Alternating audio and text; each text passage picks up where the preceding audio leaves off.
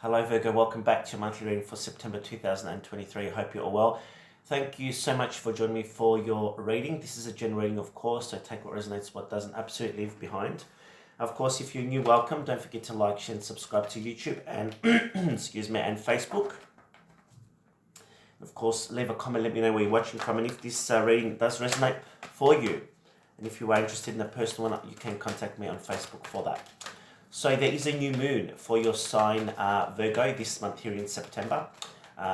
We also have a new moon. We've got the full moon. We've got a lot going on actually. We've got the planet of beauty and love, romance, which is Venus going direct in Leo. We also have Mercury retrograde still. And I think Jupiter's going retrograde too in Taurus. So a lot going on here. So you might find like around love and romance is here, issues from the past coming back to be resolved. Work and career here, it's a very good time for opportunities, opportunities around work, career, pay rises, new jobs, things like that. I do feel though that this month for you, it is about leaving old belief systems behind.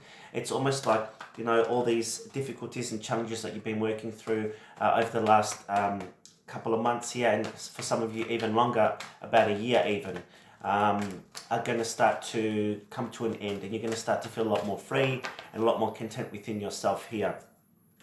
We've got the full moon in Aries too, which is a good time here to put extra effort into something. So focusing on whatever it is that you want to do, for example, work and career, bettering yourself, looking for the job that pays more. So it's going to give you the passion drive that you need.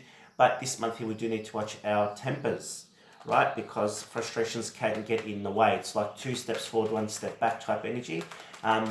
But nevertheless, things are shifting for us. Let's see what's coming up for us. We've got the Ace of Cups. Wow. Opening our heart to love is the first line here. Wow.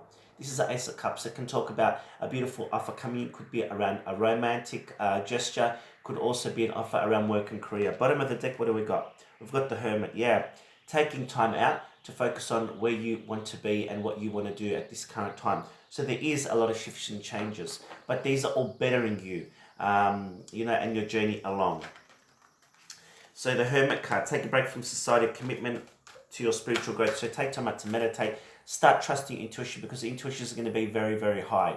And by the way, happy birthday for those who are celebrating in Virgo season. We've got Strength card.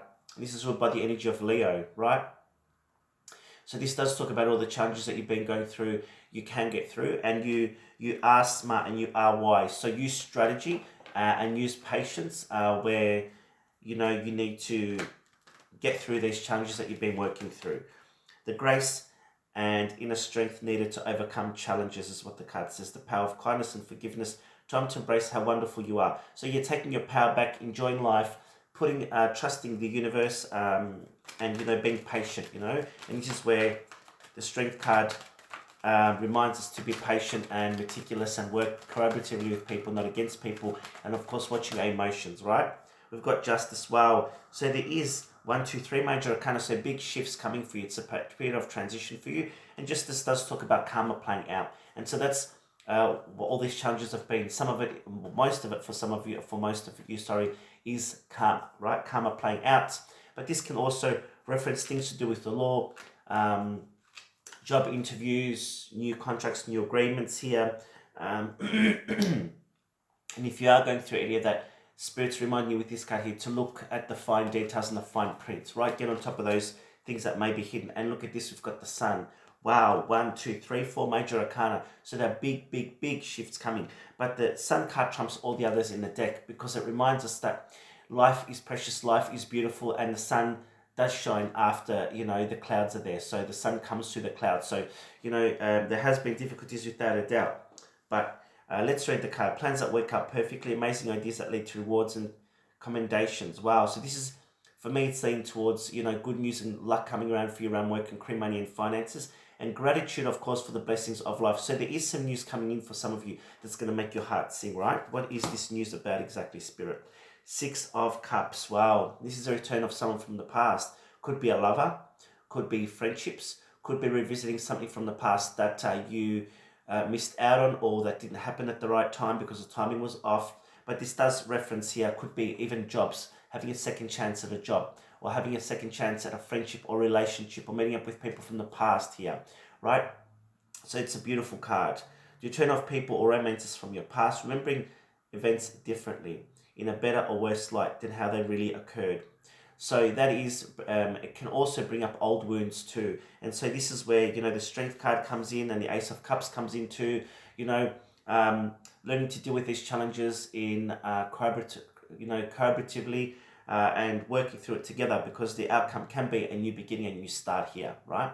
It's a beautiful energy. Let's change decks and see what else is coming up for you. Let's pull some Ascendant Master cards for you, Virgo. We've got Amaterasu, the Buddhist Tibetan goddess, come out of the closet. So taking your power back, showing the world who you are, getting back on that stage, living the best version of you that you can, right?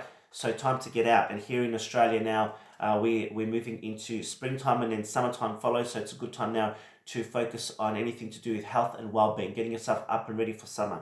We've also got Goddess Kuan Yin, the merciful, compassionate goddess, and telling you to let issues go that you've been holding on to. And this is a period of transition. This is a period of clearing the karma. So all these challenges now, you either need to address them and sort them out. So either get back together with somebody, for example, or walking away from somebody, or looking at a new job opportunity and leaving something behind and walking forward, not looking back at the past. The past is done. You can't change that. So you have to focus on now and the near future for you.